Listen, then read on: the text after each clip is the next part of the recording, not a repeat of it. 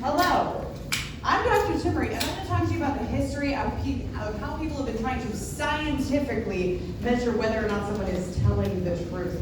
So generally speaking, what we've been looking for in indications of lying is looking for signs of physiological arousal. So an example of that historically is that in ancient Greece, people looked at increased body temperature or heart rate. But even before that, in ancient China and India, they would put rice in a subject's mouth, and if when that rice came out it was still dry, they assumed them to be a liar because that meant they weren't salivating as much. Another example would be bishab, which is a hot spoon being put on your tongue, and if your tongue blisters, you are assumed to be a liar because, again, you're not having that salivary response. We got a little less invasive as time went over when we started to figure out galvanic skin response. So that's basically figuring out how sweaty your hands are, and then later we figured out how to figure out the depth and speed of your breathing. And those, again, are just signs that you are physiologically aroused, potentially stressed out.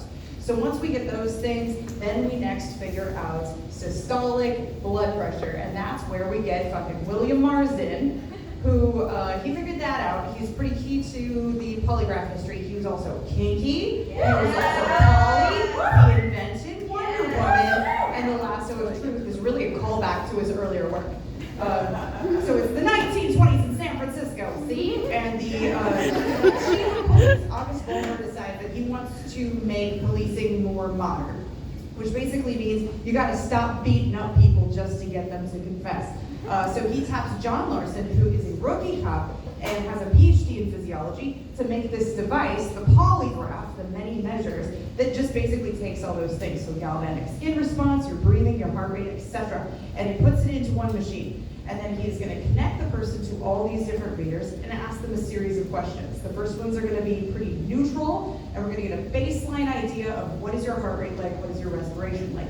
And then he's going to start asking questions about a crime, and then see how those rates change. Like, does your heart speed up? And that's basically how the polygraph works. So the first time it's used, 1923, they're investigating a series of crimes, thefts in a sorority house, and then also a murder. And what they basically find out is meh, but what it will do is it looks real scientific, and so you can kind of get people to confess, because it looks like you might have evidence against them, which is kind of why we still use it to this day. Because also, in 1923, the same year it was introduced, the Supreme Court in U.S. v. Fry said, you can't bring this shit into a court. This is not admissible. Anything you get from polygraph, you cannot admit into court as an evidence. To this day, for 100 years that's been the case. So why do we still use it? Great question, Dr. Timaree. And Leonard Keeler shows up. He starts working with John Larson, and his whole deal is that he makes the polygraph smaller and more mobile. He also gets better at the whole questioning part of it, and really, it's a big parlor trick. That's also him and his wife, who he met interrogating her. Anyway, he also starts making this a thing that you could just buy across the country, and he also gets tapped by a series of governors to basically make the decision whether this guy on death row should be executed or not, including the case of Joseph Rappaport. He was on death row just simply based on a series of people like saying they saw him there, and they all changed their minds, but he still got put to death because Leonard Keeler was like, he failed the lie detector test. And that is one of the many reasons that John Larson, who is much more of a scientist, and Keeler, who is much more of an entrepreneur, started parting ways. They had worked together for years, but they stopped fucking with each other to the degree that Larson didn't even include Keeler at all in his memoir after years. Ooh, okay, 1965, someone finally goes, maybe we should see if the polygraph does what they say it does. And guess what? It doesn't.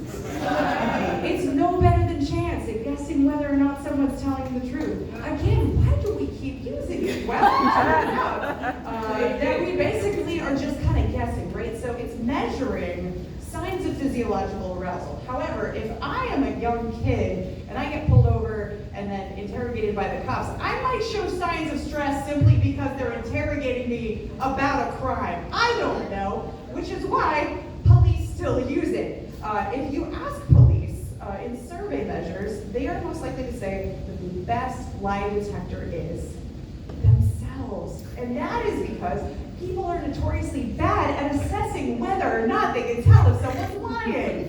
People are overconfident in their their ability to do this. Because again, we're looking at just like random shit. And no one has ever actually proven that any of that random shit is related to telling the truth. So in our modern iterations, we're still looking at the same stuff. So modern lie detector tests include like voice stress analysis, or AI that scans your face and your body postures to see if you were doing something hanky, or fMRIs that scan your brain and are just sort of like what parts of your brain are lighting up, which again is still not proven as any sort of test whether you're telling the truth or not. So if you are looking to find out whether someone is telling the truth or not, you might as well fucking give them some rice.